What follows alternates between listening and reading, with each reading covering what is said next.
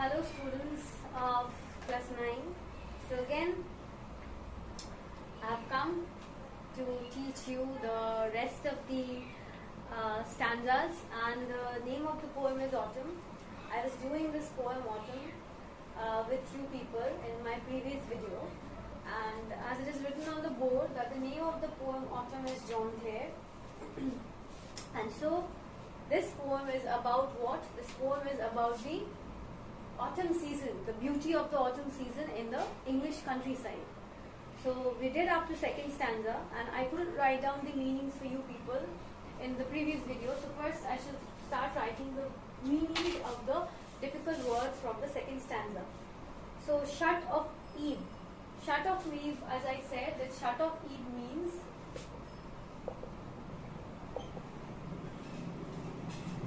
till evening. Till evening. Shut means what? Normally shut means close. So shut of eve means eve is the short form of evening. So shut of eve means till evening. T-I-double-L, till evening. Next, cottage rig. Rig, R-I-G, is it's a small place at the top of the house. So it's the place at the roof, small place at the roof, or we can also say the external part of a building. External part of a building. So rig, cottage rig means, rig is a small place on the top of a building or the external part of a building. So this is the meaning of rig. Next, write down the meaning. Okay, next I told you flirting. I love to see the shaking twig dance till the shut of eve. The sparrow on the cottage rig whose chart would make believe that spring was just now flirting by. Flirting by here, flirting here. In this poem, the meaning of the word flirting is playing. So spring was playing, just like a small child. Just like a small child, spring was playing, and slowly, slowly, the spring season ended. It passed and the summer season came. So flirting by, here flirting means, please write it down, playing. And spring has been personified like a small child, human being. So figures of speech I shall discuss in the next class, in the next video. So the spring was just now flirting by in summer's lap with flowers to lie. I love to see the cottage smoke curl upwards through the naked trees. Now curl means moving in a curled manner, moving in a curled manner, as in curved manner. Curved, not a straight line. It was moving, the smoke was moving in a curled manner, and it was moving where? It was moving upwards through the naked trees. Naked trees. Now what is the meaning of naked trees? How can a tree be naked? How? Because since it was autumn time and all the dry leaves were falling down, making the tree look naked, as if the tree was empty, there was no leaves on the tree, and so it looked like as if it was not wearing a dress. So this is again another figures of speech which has been used by the poet in this line. So he's saying that the cottage smoke, it was coming out of the smoke was coming out of the cottage, and it was moving upwards in a curled manner through the naked trees. Naked trees, as I said, there were no leaves on the tree. There were no leaves in the tree. So that is why he has used this word naked.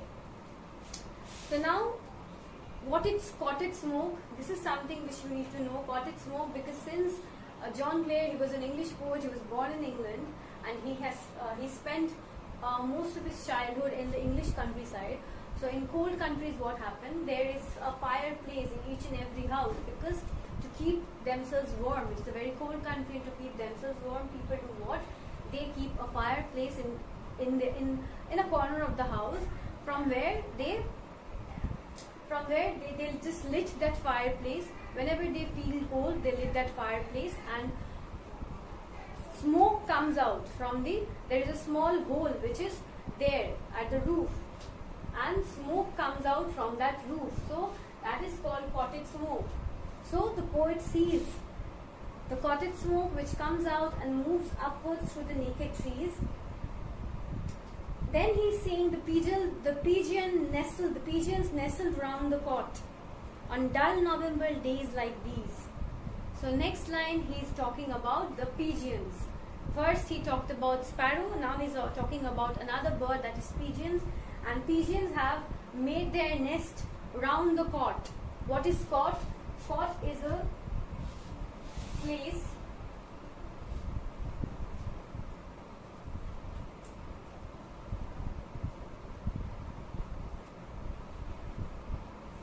what is a cot? C-O-T.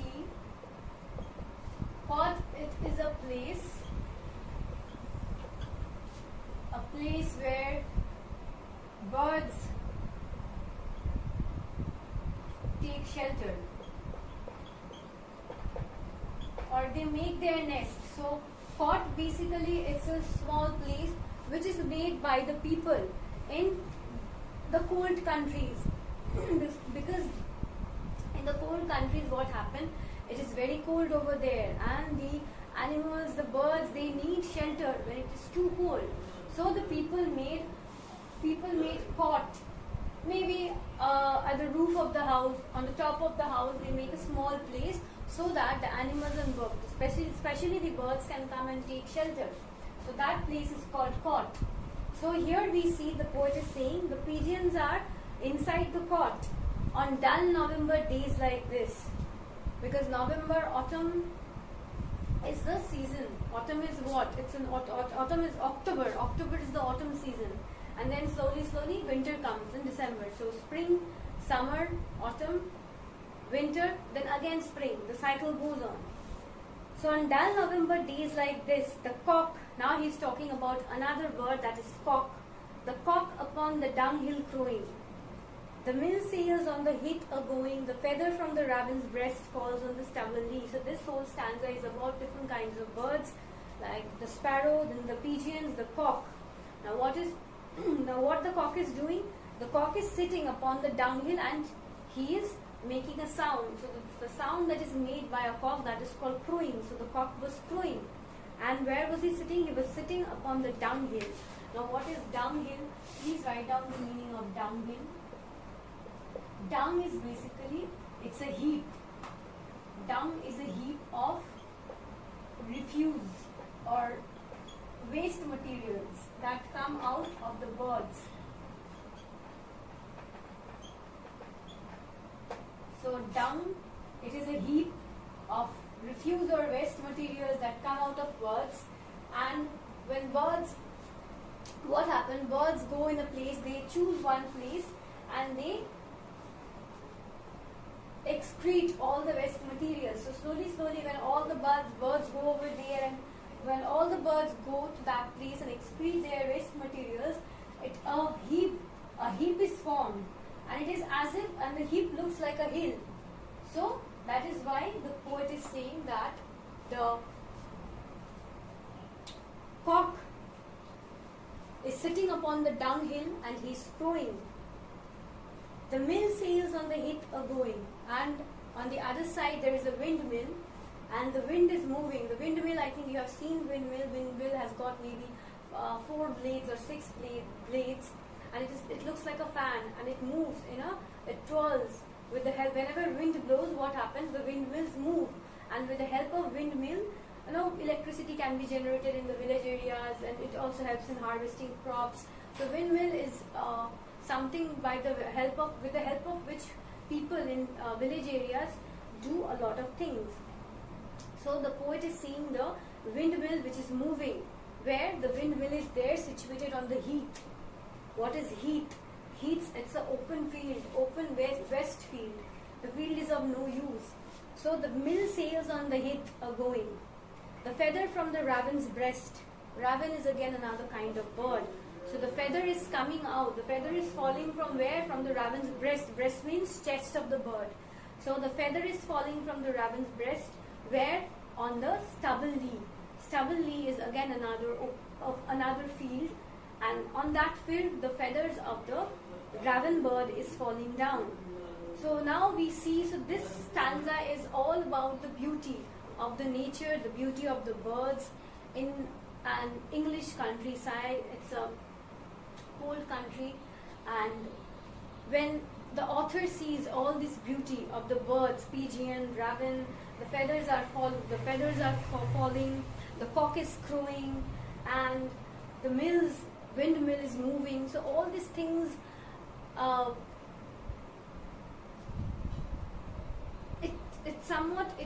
it makes the poet more imaginative. It makes the poet more passionate, and so out of passion, out of intensity, he starts writing this poem, and this the poem, that is the outcome, or that is the result of the poet's utmost imagination.